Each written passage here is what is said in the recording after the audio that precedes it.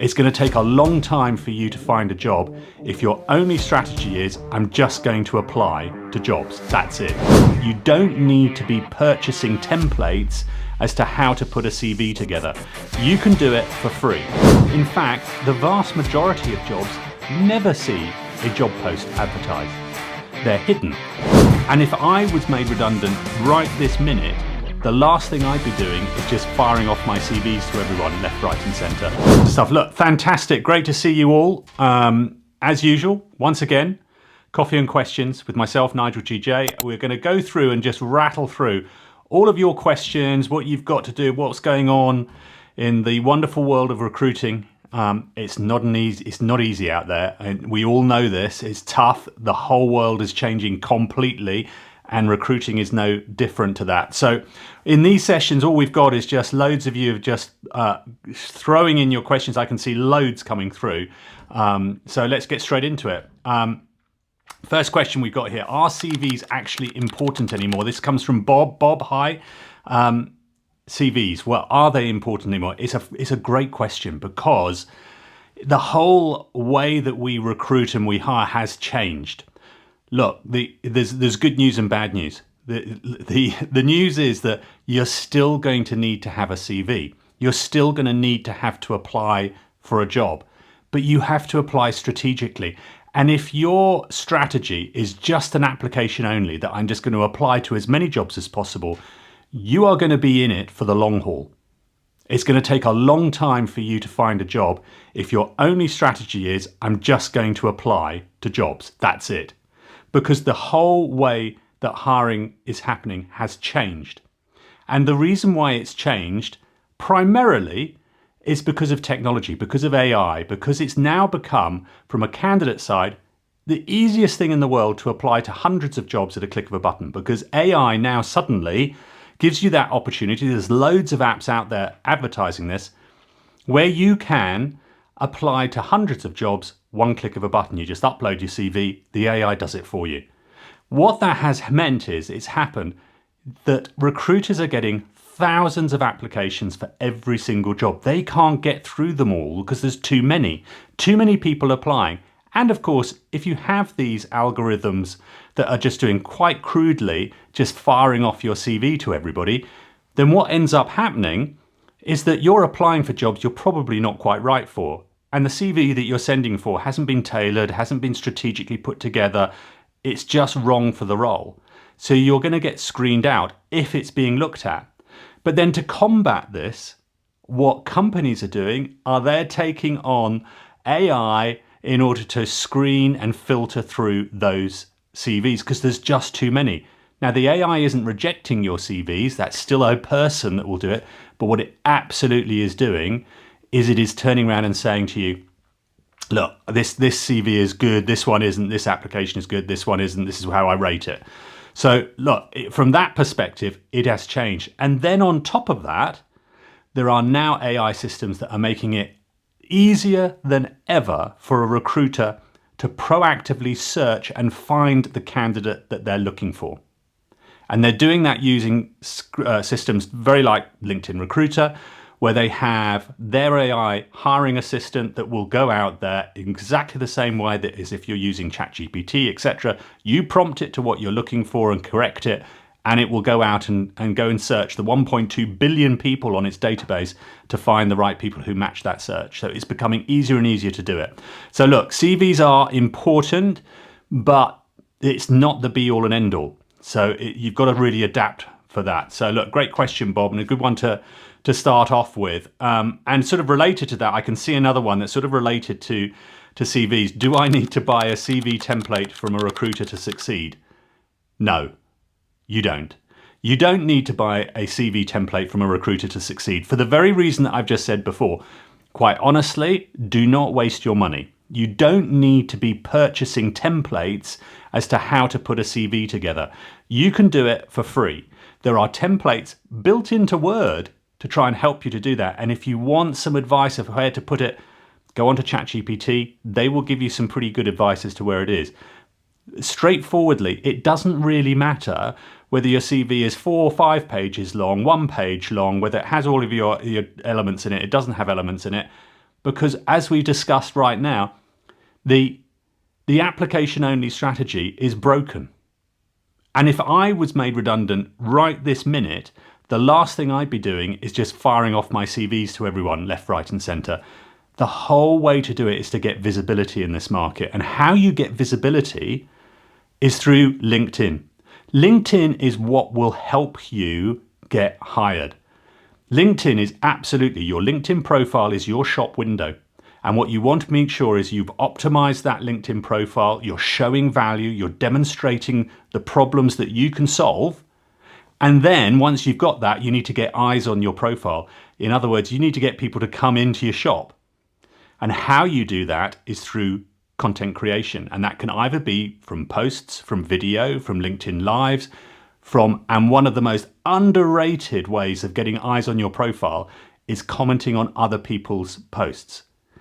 Don't just comment on anybody's post. What you've got to do is have your target audience. So identify who it is that you want to go and work for, your competitors in the market space you've been, partners, areas that you have, related markets, companies that you actually really want to go and work for, and then start commenting on their content. You've got to follow the right people, follow the managers, the directors, the leaders, the founders, and then see what their content is and engage with it. The first thing that someone will do when they see a really good, insightful comment on their content is they'll click on your name and they'll go and have a look at your profile. And that's why it's so important to make sure you've fully optimized your LinkedIn profile. Because if when they go onto that, they see the value you bring, absolutely, they're going to carry on. They're going to reach out to you. They're going to try and find out what it is that you're about and whether you can come and solve their problems that they're looking at. And don't forget that the jobs that you see online do not represent all the jobs in the world. In fact, the vast majority of jobs never see a job post advertised. They're hidden. And it might well be because it's not reached its budget, it's not fully approved, they're going to be doing it at some point in the future, they've got recommendations for it, or they've done what I've just said, they've already seen somebody online, they've already identified someone they want to speak to, and they don't need to advertise. What's the point in going through that process? I found the perfect candidate. And that's what you want to tap into, is that market. So look, it's a great question in terms of what we can do. Okay, we've got some more coming through here. It's great. As ever, look, if you've got questions you want to do, come on to here. In fact, one of the easiest ways you can do it, come on to the Get Hired community. The links will be here on in this video. Make sure that you connect with us on there. Come and join the Get Hired community. It is a free community that provides updated information, and there's a big section on Q&A. This is where we have the questions and answers from you, what's happening in the marketplace, trying to get through the mystique that you have there. We'll be able to answer directly what there is for you and help you find some work. So look, let's have a look here at what else you've got here on that. I'm scared to post on LinkedIn. How do I overcome that? This is from Vicky. Vicky, yeah, look, you are absolutely, that is something that most people have. When I started my journey, I was scared to post on LinkedIn. I was scared to create video. You have that all the time, and there's a whole raft of things we have, and it's perfectly natural. You have imposter syndrome. You have that constant fear of, what is everybody going to say about me? What are they, they're going to look at me and think I'm strange. Why are they saying that? Who is he or she to say these things? Look, you have to overcome that. You've got to take action. It doesn't matter where that is, because you've got to try and create that content there in order to get the visibility and get people to look at your profile and come and see what you can solve. And in that is the most important thing. If you're there to try and create content and trying to get yourself out there on LinkedIn purely just for impressions and views, to see how many people you can get, how many new followers you can get, you're in it for the wrong reasons. That's not the reason you should be doing it for. What you should be doing it for is saying, I want to help people. I want to give people the benefit of my value, my experience, and give something out to them. It's always about give. It's not about what you want to take back. That's the nice result of what you might have, is coming things back. But what it's about is purely and simply is helping people. And It doesn't matter what it is or what kind of industry you are, what kind of job it is. For me, I just want to help people find work, as many people as possible. And especially right now where the whole job market is changing so much, is to give advice, to give different tips, to give different hints, show to people what's working, show to people what's not working and how to get around that. And if something happens at the end of that and I get contacts and I get new clients, I get new business, then that's great. But at the end of the day, that's not the purpose of it. The purpose is just to try and share the knowledge that I have. And that's the way that you need to look at it, is look at it that I want to give something out all the time. And if you do that, then you're going to overcome that first hurdle of starting to post. What you will find is very, very quickly. In fact, usually it takes around about 2 weeks. And within that 2-week period, where you've gone from literally sitting at your desk, looking at the screen, wondering, how am I going to write anything, to it'll just suddenly just trip off. It'll be the easiest thing in the world to post. The same thing will happen with video. At first, you're going to be petrified of putting yourself out there. What do I look like? I don't look strange. I look fat. I look thin. I look, whatever it might be. Why is my head shaped like that? Again, the same thing I had. You soon get over it. And it's a fantastic way of being able to communicate to lots of different people and really demonstrate and show who you are, what you're about, and the value that you bring to any organization out there as well. So look, we're all with you on that one. So don't worry about it. Just keep going through it, keep pushing through that pain barrier, and you will succeed. So yeah, absolutely. I've got another question here from Carl. I have an interview next week. How do I deal with nerves during the interview? That is a big thing for everybody, and especially right now, because 10 years ago, getting interviews was relatively straightforward. You applied for a job and it was probably every 4 or 5 applications and you'd probably get an interview. Now you're looking at having to make hundreds of applications if you're on that application only strategy, which of course doesn't work. But if you are on that application only strategy, you might well be having to make hundreds of applications before you just get one interview. And you're probably waiting weeks, if not months, for that to happen. So what happens is the pressure has become immense. And that's what creates even more of those nerves during interview, because there's a lot more riding on it. There's a lot more riding on that, because you look and think, look, the chance of me getting another interview in the next 6 months is pretty slim. So I've got to make sure I nail this one, which just piles on that pressure. And that's when the nerves really come in. So there's a few techniques that you can do that can help with that. Bear in mind, you'll never get rid of nerves. Everybody gets them. It's how you manage them that is the key. So use it to your advantage. You will find that you're less nervous the more prepared you are, the more planned you are, and the more confident you are. And how you can do that is practice. And you can do that getting on your phone, doing it to the mirror, doing it to camera, doing it to your friends. If you've got some good friends who are going to sit there and actually do some mock interviews with you, but play the mock interviews to yourself. Ask yourself some questions. Write down questions that you think they're going to ask you. Find the most difficult questions there are. There's lots of key elements you can have online. Do your homework. Look at the company's website. They often in their About Us section or on LinkedIn will have information about what's important to them, what drives them. Go onto Glassdoor. There's lots of interview reviews that you can find on there that people will put up, even for the type of job you have, and they will start to give you indications of the type of interviews they have, the type of questions they have, and then play that scenario out. So write down all those questions, ask yourself those questions, or if you've got a good friend who's going to play the part, play it like that, and just can rigidly keep on practicing. Get to know, so you're more familiar with it. And then look and take on interview techniques. It's really easy to, especially when you're nervous, to start talking super quickly, go really, really quickly, because that's what it is and you're just really nervous. But in actual fact, even though it's counterintuitive, you've got to slow that pace down. You've got to find time, pause. That you will find gives you more confidence. It will appear confident to the interviewer, but by slowing it down, you slow your heart rate, you slow your nerves, and that's a really good, easy technique in the interview itself to help you get that confidence and remove the nerves that can absolutely destroy interviews. So look, it's a great question, Carl, and I hope when you get your interview, I hope it goes super well for you. We've got time, I think, for a couple more. So let's have a look at this as well. I keep getting ghosted after applying for jobs. What am I doing wrong? From Mike. Mike, you are, again, look, you're not alone on that one. I think the amount of ghosting that's taking place right now is phenomenal. It is, and it's all for those reasons we spoke about earlier. The reason why you're getting ghosted in your applications is because recruiters are swamped. They've got thousands of applications for every single role, and they've not set up their systems correctly in order just to automatically communicate with you.